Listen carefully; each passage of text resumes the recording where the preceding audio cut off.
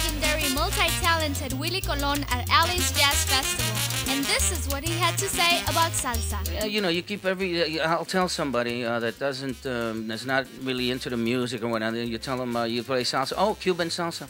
Salsa's not Cuban.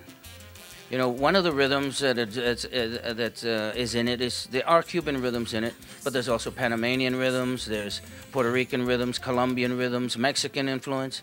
Salsa is not a drum or a beat. Salsa is a concept. It's a Pan-American kind of concept of an inclusive kind of thing.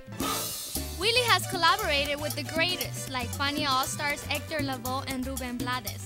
Besides being the excellent musician, singer, composer, and director, Willie has a passion for human rights and political activism.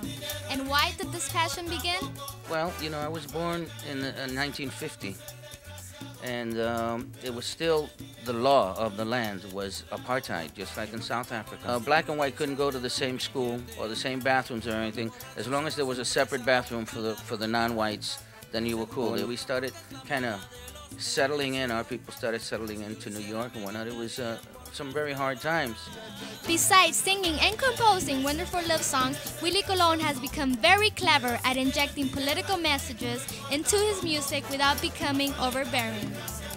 Willie also talked to us about the person responsible for his social consciousness. I was raised by my grandmother, and you know, she was a very humble, decent woman, and she worked very hard.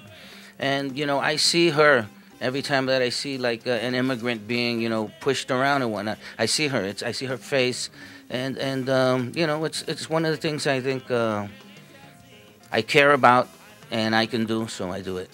She raised me thinking that if you do the right thing, everything's gonna come out all right. You know, that's not always true, but you know, I've always kind of lived my life thinking I was some kind of Cape Crusader, you know, just point me at the bad guys, you know. And I've taken my lumps, you know, because sometimes you got to learn how to compromise, and you know, and if you don't bend, you're gonna break.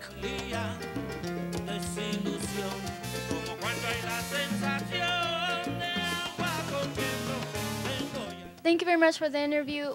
When are you coming back to LA? I gotta wait until I get invited again. You know, like I said, I don't get here enough. I accepted this gig. I think they try to do too much music.